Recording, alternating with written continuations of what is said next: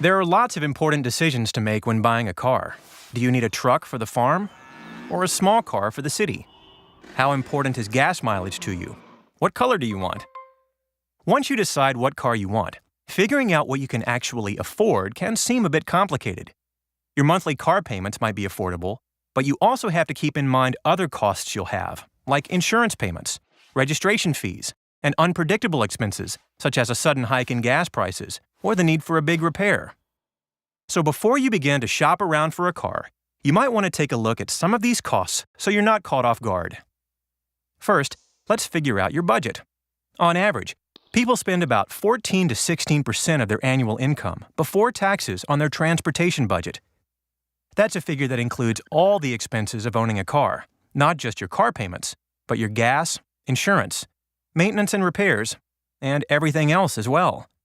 So for our example, let's use this as a guideline and look at what this might be for an annual income of $42,000. To figure out your budget, we'll take 16% of $42,000. That gives you $6,720 a year to spend on your car, or $560 a month. So let's look at the costs involved in getting a new basic subcompact sedan that has a sticker price of about $16,450. Now for any car, there are plenty of extra things you can get, like satellite radio or a sunroof, which can drive up the price. But we're going to forego the bells and whistles and stick to a basic model. And when you buy a new car, keep in mind that there are often extra fees in addition to what you pay for the car itself. You might have fees for things like documentation and destination charges for getting the vehicle from the manufacturer to the lot. Your registration fees may also be included, which can save you a trip to the DMV. Some of the fees you'll encounter, like registration, are non-negotiable because they are required by your state. But some things, like documentation fees and the base price of the car, may be flexible and open to some negotiating, depending on where you buy your car. So let's say that after negotiating the price of the car and the fees, and adding on your local taxes, you're paying $16,750 total. And in this case, you're going to finance the car entirely. That means you're not going to make any down payment or trade in another car. If you get a 6-year loan at a 3.5% interest rate, looking at an online calculator, your monthly payments will be around $260. But financing comes at a cost. In this case, you end up paying about $1,845 in interest on top of that $16,750 of principal over the course of your loan. So if you have the cash, you may consider buying the car outright. Or if you have a few thousand to spend on a down payment, you could lower your monthly payments and save in interest over time. But for this example, let's say you don't, and you've got a $260 car payment. Then there's gas.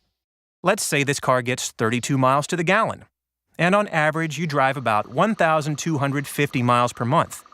1,250 miles divided by 32 miles per gallon gives us about 39 gallons of gas each month. If gas is around $4 per gallon, 39 times 4, we're looking at about $156 a month on gas. There's also your car insurance. Insurance prices are based on a number of factors, including where you live, your driving record, the type of car you're driving, even your job. If you're figuring this out for yourself, you might want to look at an insurance estimator, as rates can vary dramatically. Let's say you use an insurance calculator, put in your info, and see that you'll get a rate of about $100 a month.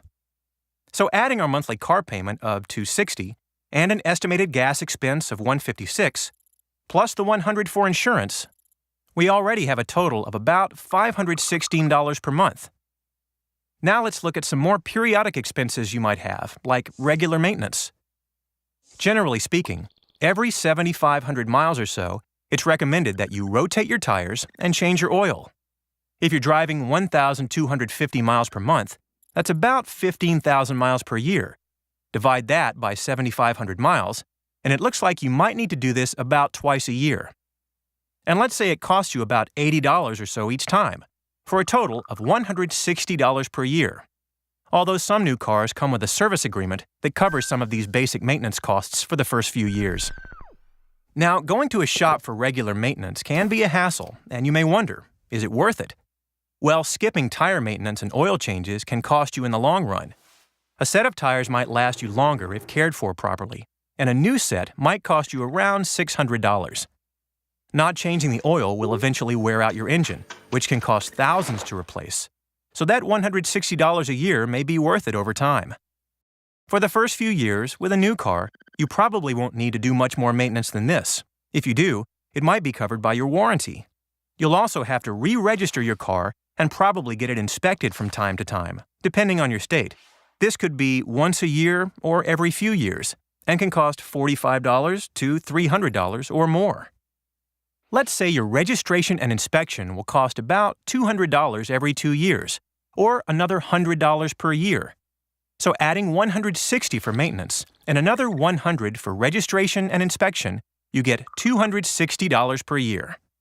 Divided by 12 months, we've got, well, about $22 per month.